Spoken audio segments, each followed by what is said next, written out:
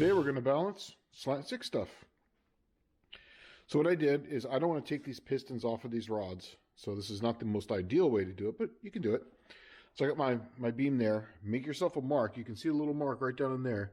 That is a Sharpie, so that way I get to the exact same point. So that way this hangs straight. So that way you're not, once you start putting things in different angles, you're going to get different numbers there. So that's that setup. It tells you how sensitive it is. Watch this. Just by me walking over to it, just blowing a little bit of air on it, you can see how much it will change. Give it a second, it's going to reset, and it just takes a while for it to tick on down. So this is kind of what I got. The smallest one right now, or the lightest one, is right in there. It is 810.8. I got this one to 810.7. So this is the heaviest one.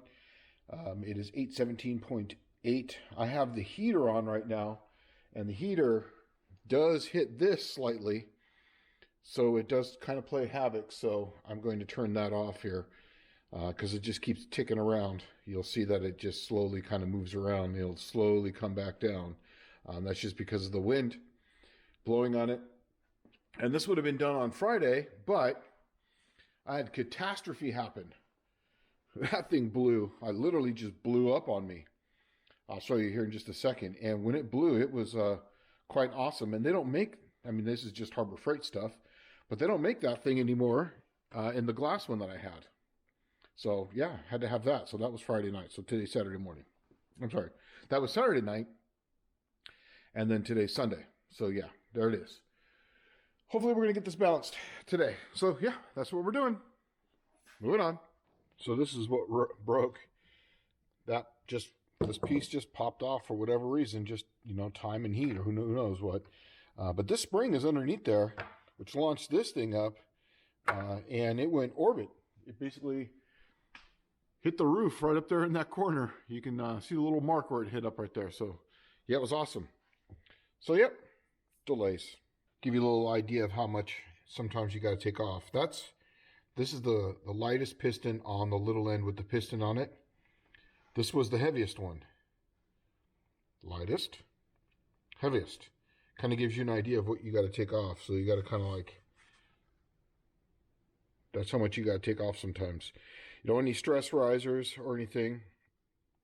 But yeah, this has got a big long shelf underneath it. I don't know if you can see in there, but that is like a big shelf right there that you can kind of take off, and that's what I use to balance them out, is that little shelf right there. Yeah, so that's that. That's what I got for balancing. They all came out pretty damn close.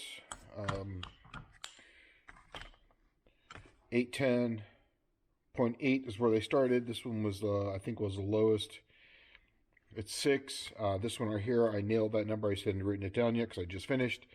810.7 and a 6. I always write on exactly what I want. And this is my setup for this. And this is the line I was telling you about. So I make a line there so that way I put the skirt in the exact same spot. Otherwise, if this is at this type of angle, it's going to get weigh a little differently. And if it's this angle, it's going to weigh a little differently. So now I'm going to move on to the big end. Alrighty, moving on. So here's the range I'm getting from these right now, is this range all the way across. So lowest is 609.3, and I believe the highest is the one right next to it, 615.6. So I'm going to take the biggest one and see how much it takes to come down, and that's the way I normally do it when I'm dealing with steel. Aluminum's a little easier, but this one here, because steel's obviously heavier, it comes off pretty fast, so I'm just going to go on down. Alrighty. And then all I'm doing is I'm just going to grind them off with I have a disc grinder, and I can just take them off. Now normally you don't take them off like on a performance. You don't take them off here. You take them off on the sides. But since these have these big ass pads on them, I'm going to take them off here, so that way it's not going to interrupt anything. These factory rods have pads here on the top and the bottom just for this reason. So when I was talking about balancing pads. So here's the balancing pad that you've seen already on the back I was talking about. Here's the balance pad up on top. So typically this is where you balance the two on a factory style rod. When you have an aftermarket rod like this one, typically what you do is you'll radius this, but normally you don't really have to take much off, but you radius this, and then down here, you never take the weight off of here, unless the manufacturer says you can, but I've never really seen that. Typically, you take them off right in this range. So you'll roll it on both sides, so that way you take it off right there. That's where you actually take the material off on something like this. Hope that helps out. Okay, on the big end, now I did this with the bearings in because we're going to reuse these bearings. 609.3, and I was able to hit these numbers exactly right on. I think it was just comes down to setup. Whenever you're trying to balance it on this end on the weight on the actual scale, it was having issues. But you know, you have to do it 3 or 4 times. But just like with these, doing 3 or 4 times. I started with the biggest one, which was this one. I just used this wheel, take it slow. Obviously, you don't want to put any heat into it.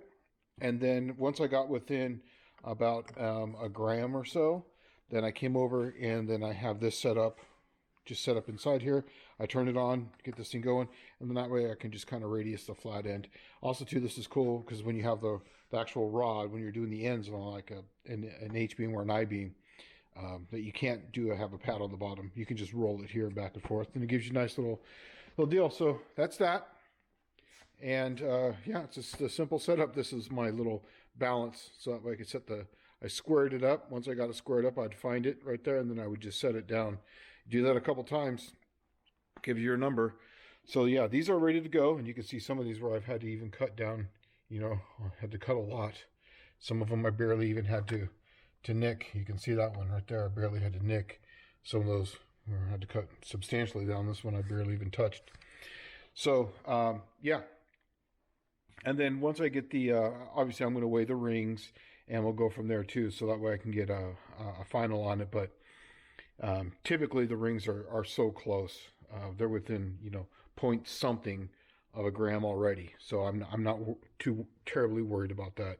And since we're not going for a bob weight on these, I'm just trying to balance them all out. That's kind of where we're at. So really simple deal. First thing I did on these, now typically I would do this completely different, is I would do the pad up on top, the pad down here, then put them together, then weigh the pins, and kind of go from there. I even tried to, you know, you can, you know, get the pins weight by just grinding out in the center. It looks like someone had tried to do that earlier, so I just kind of cleared it out to get rid of that little chamfer that they had there. So that kind of concludes this, and yeah, this is a balance of Slant 6.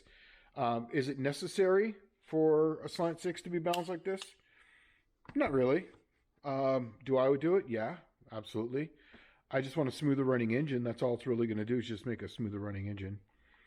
And so the weight on some of these, as far as out as they were, you know, you would have had some issues, I guess. I mean, typically with oil, you're going to have 4 grams anyways. So, but this way, if there's something I can control, I'm going to get it as close as I can. So, hope this helps. All right, guys, take it easy.